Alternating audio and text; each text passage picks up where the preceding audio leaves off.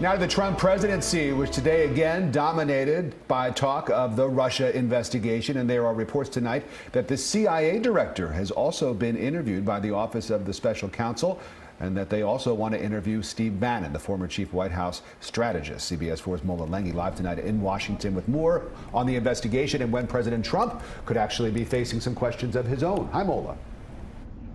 Well, hi, Rick. You know, one by one, Robert Mueller and his team are reaching into President Trump's inner circle, moving closer and closer to the president himself. We're ready. President Trump could soon face questioning from special counsel Robert Mueller. The president's lawyers are negotiating how and when an interview with Mueller's team will happen, and a face-to-face interview is a definite possibility. Mueller appears to be focusing in on an obstruction of justice case centering around the firing of former FBI Director James Comey. Comey was fired last May. He has testified to Congress that while he led the FBI, the president asked him for a pledge of loyalty and asked him to help lift the cloud of suspicion surrounding the investigation into Russian interference in the election. Shortly after Comey's firing, the president asked acting FBI Director Andrew McCabe who he voted for in the election. McCabe reportedly told the president he didn't vote.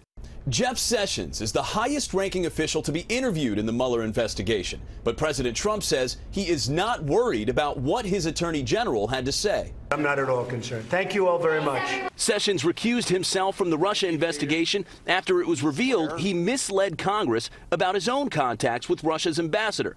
He was also heavily involved in the decision to fire Comey. I think the president has to be concerned. Certainly his lawyers have to be concerned. Kim Whaley is a former federal prosecutor who was an independent counselor during the Whitewater investigation. She says the Mueller probe has already impacted the White House. We have 2 guilty pleas and we have 2 indictments, and those are not even, the top people. So I think there has to be concern in the White House. The White House insists President Trump has done nothing wrong. While President Trump has been very critical of the FBI, going as far as to say that the Bureau is in tatters, the White House insists that the president has 100% confidence in Bureau Chief Christopher Wray, even denying recent reports that Wray tried to resign.